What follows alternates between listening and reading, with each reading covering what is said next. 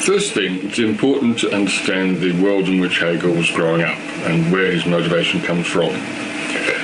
Germany at the time was nothing more than a collection of diverse, backward, separated princedoms in what was called the Holy Roman Empire. They were surrounded by powerful states like Austria, Russia, England and France, who basically marched backwards and forth across Germany, kicking them around and doing what they will with them. At the same time, Germany, of course, was an extremely cultured part of the world, but they were utterly denied any say in the affairs of Europe or any control over their own lives.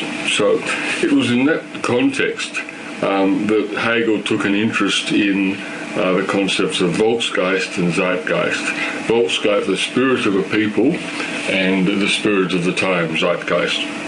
He didn't invent these terms. The terms were made up by a Herder, but he wanted to investigate why one people could build a powerful state and change the course of history, while another people would basically live in slavery or be marginalised. And that one people would come to the fore at one stage in history and then fall into the background, while at another time another people would come to the fore.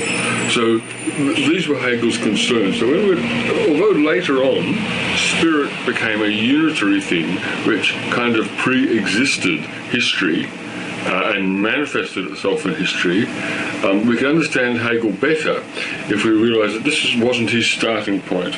It was what came out of an effort to kind of unify his reflections. He started with understanding the spirit of a time and the spirit of a particular people as different from another, and to inquire into the sources of why people in a certain time and place thought in a certain way, and people in another place, another time, thought in a different way. So he was a cultural, historical psychologist whose concerns began with culture and history, and later went to the only way in which culture and history can exist, and that's in and through individual human beings. And it's important to understand this as Hegel's starting point, because Hegel began with thinking and a material culture and a way of life as a single unitary thing, and this is what the spirit of a people and the spirit of a time is. Now, in terms of the history of philosophy, I want to introduce Hegel in terms of his contribution to our conception of the subject. The subject goes back to Aristotle, of course, and the subject is the Latin translation of the Greek word, and in ancient times it meant the same as it means in grammar. The subject was something of which a predicate could be said about.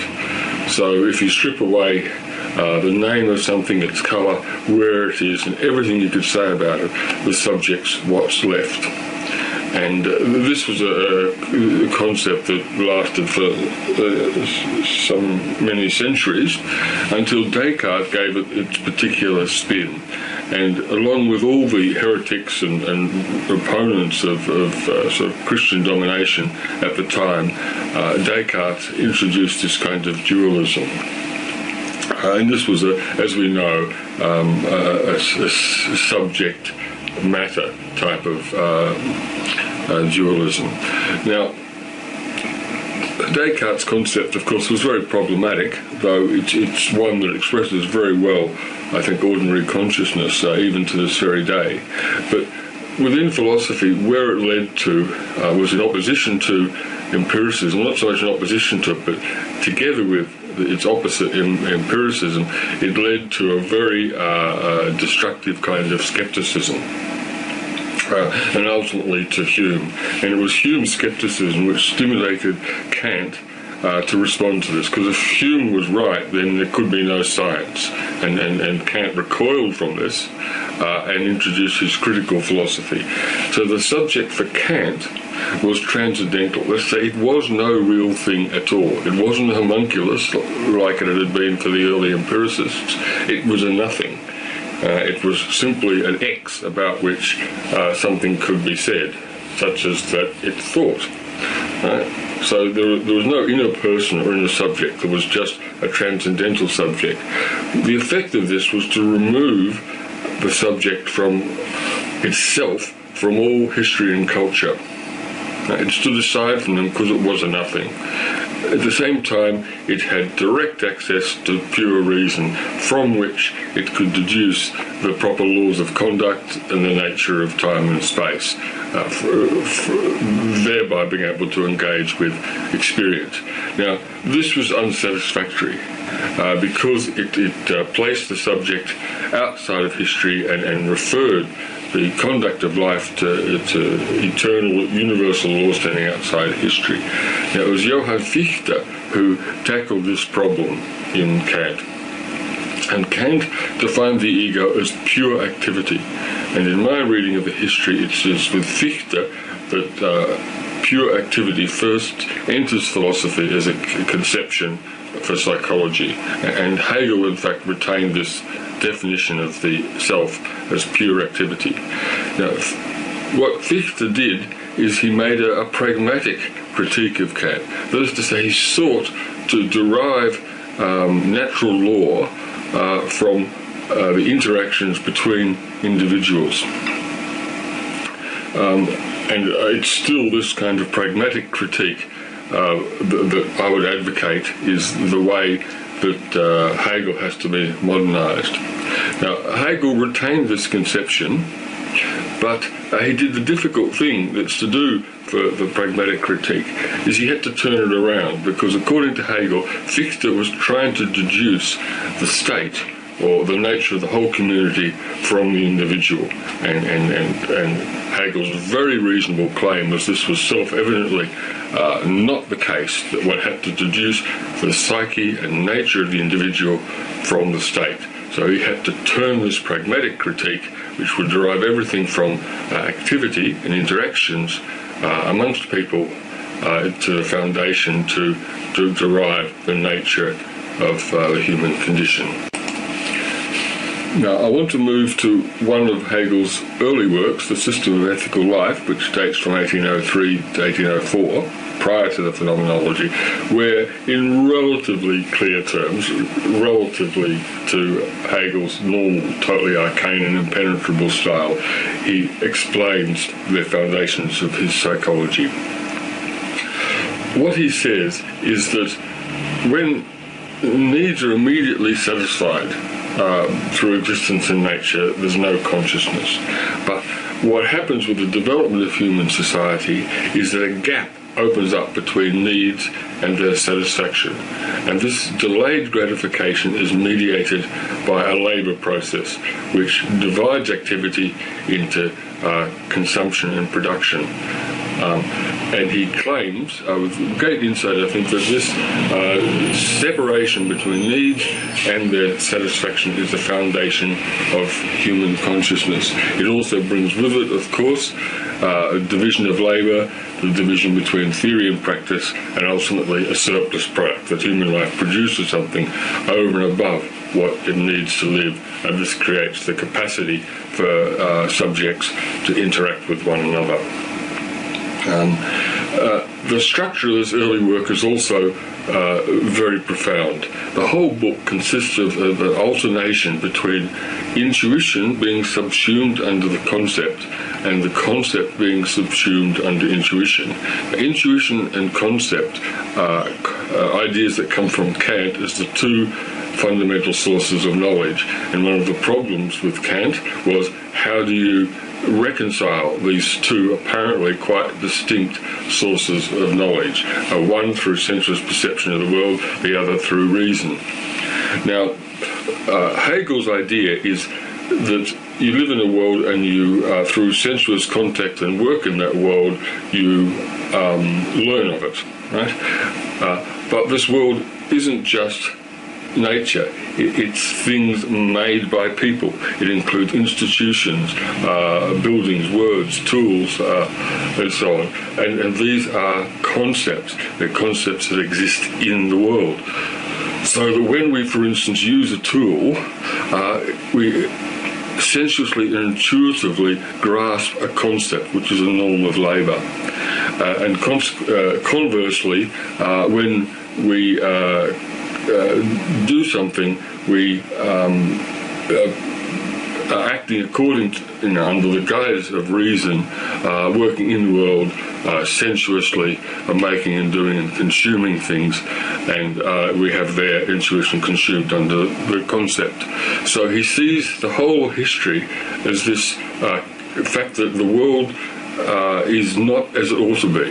There's always a gap or a conflict between intuition and concept, and this continual subsumption of one under the other is a driver for history, if you like. So long as the world that we sensuously know and live in differs or in conflict with the world that we know through reason ought to be, then there must be change and inner conflict. And it's wonderful the way he describes this contradiction which clearly exists in the very heart of thought or consciousness and locates it in the world of human affairs. In other words, he creates here a concept of mind which genuinely contains the contradiction which Kant was wrestling with. Now, in this same work, The System of Ethical Life, Hegel identifies three different categories of activity which are constructing the universal, are building up consciousness and the human form of life. Firstly, there's working with means of production, and he goes through what one learns in working with plants, and how one grows and develops as a human through working with animals, and how in turn working with machines develops consciousness and, of course, the world in which you live. And through this, if we categorize all them briefly as tools, that's one, the tool is then one paradigmatic artifact through which the universal is constructed. The second is paradigmatically the word, or the entirety of symbolic structure, and that's the second paradigmatic kind of artifact that we use in order to construct the universal. And Hegel has a third, which is the child, raising the next generation, that is to say, taking our knowledge and actually becoming aware of it and conscious of it in the sense that we have to give it to the next generation. So succession planning he puts on the same level as working with tools and working with words. So three ways in which spirit or mind is constructed. And I think this is something that's well worth our paying attention to. So that's how consciousness is constructed. This is, if you like, an elementary level of consciousness, of being aware of the difference between a subject and an object. The next level is self-consciousness, when one lives in a world where one is aware that there are other subjects. The next major point is the Phenomenology of Spirit, his most famous work, and I can only be really very brief here. But in the Phenomenology of Spirit, the most important thing we have to understand is the subject matter of this book. What is it about? Well, it's about formations of consciousness, or gestalt. And a gestalt is three things together. It's consciousness in the ordinary, everyday sense of a person's thinking. It's also consciousness in the form of civilizations, the entirety of the objective thought, if you like, objective mind, though he didn't call it objective mind at that time. That's something that came up later. And it's they're putting two things together. That is to say, activity and material culture. He tells the story of the development of mind three times. Firstly, through the development of thought, and this isn't Ontogenies talks about the development of thinking from the beginning of civilization up to the present time as in terms of thought. Then he retells it in terms of, if you like, history, the development of different social formations in which these forms of thought existed. And then the third part is told as spirit knowing itself. That is to say, when this story is told by the thinker and the form of thought, the form of society that knows and understands itself as a part of that whole history. And one of I think the key concept to be taken out of the phenomenology of spirit is this concept of immanent critique. When you're reading this book, you'll read something and go, oh, that's a load of rubbish or whatever, and then sort of 10 pages later you find Hegel showing that it's a load of rubbish and then saying something else. That he doesn't stand aside from his subject matter, that is to say a particular form of consciousness, and say what's wrong with it.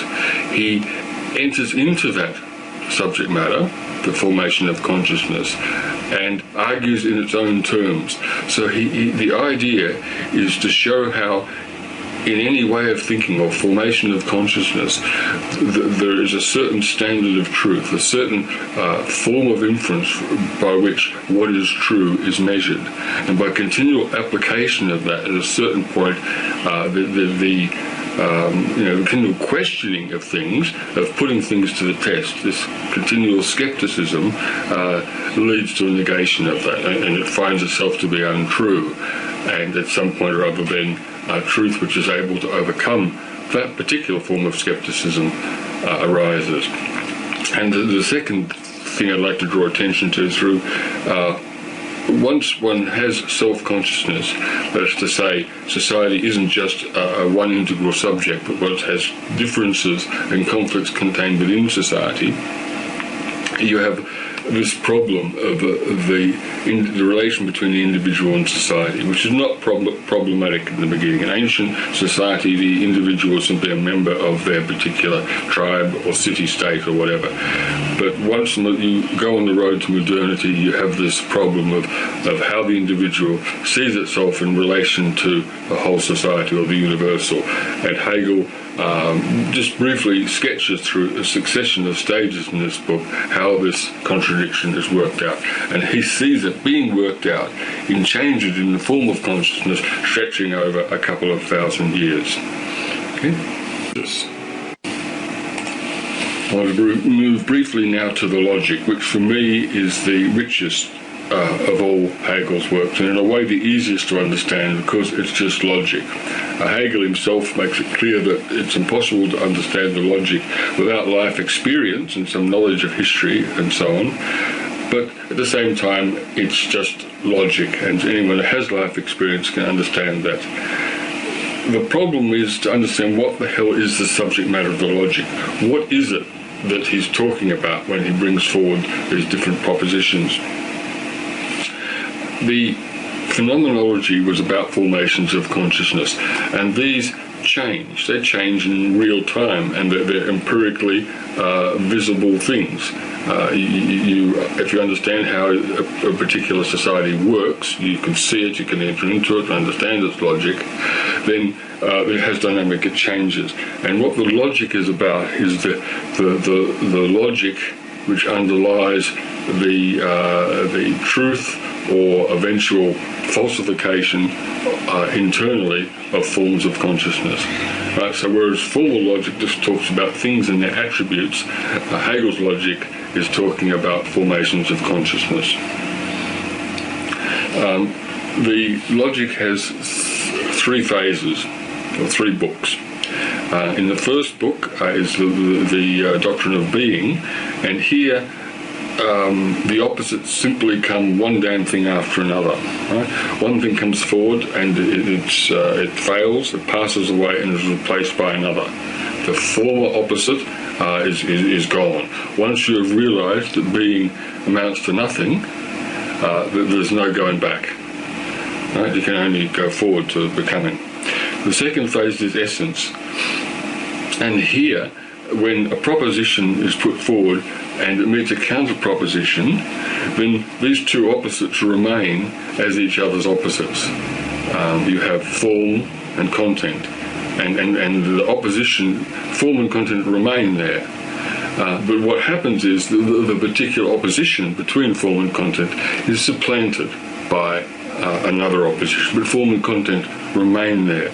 So through essence, you have a continual build-up and concretization of an idea, until eventually, when you move to the doctrine of the notion, that entire genesis is negated with the formation of a brand new notion, which captures the problem that essence is dealing with, and unites it with the being of the thing. And here, as every new opposition or challenge comes along, it's incorporated into the notion, making it more concrete. And in fact, that's the whole process of life.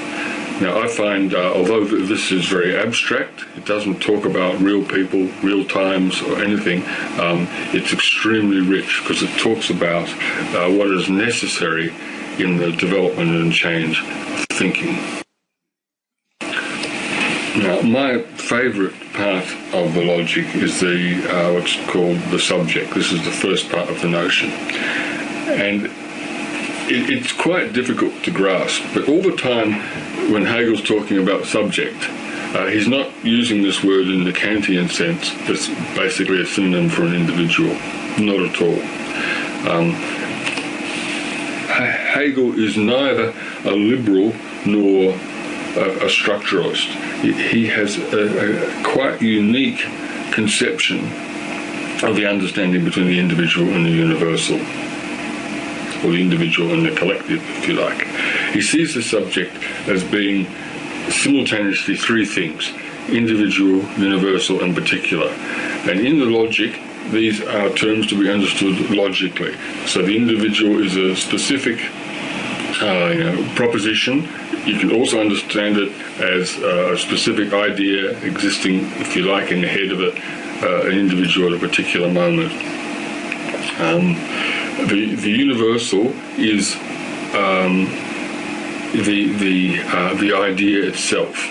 Yeah? So whereas the individual is finite and mortal, it lives and dies, the universal is this eternal concept, if you like. And the particular, it mediates between these. So it doesn't live forever, it's ongoing, it continues so long as a particular form of life where individuals operate according to this universal exists.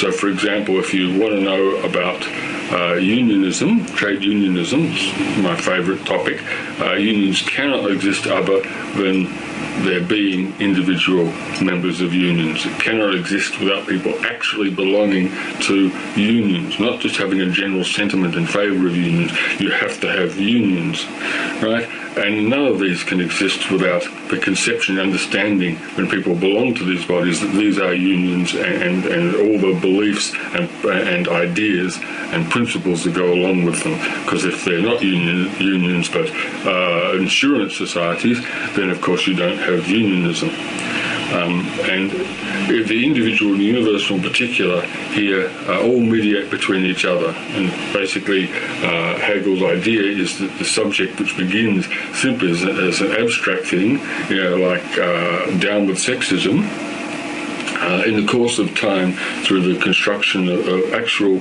forms of practice, and the changing of the universal principles through ever concretizing them through the experiences of the millions of individuals that engage in those practices, ultimately that's how you get a mature, real idea. Now, I hope that wasn't too arcane. Trying to deliver Hegel's concept of the subject in 3 minutes is very challenging. Although Hegel presents the individual universal in particular here as a logical triad, as I see it in our times, and if you look at how Hegel actually uses this in his social theory and political theory and his ethics and so on, it really can only be understood for an implied ontology. That's to say, different kinds of things existing.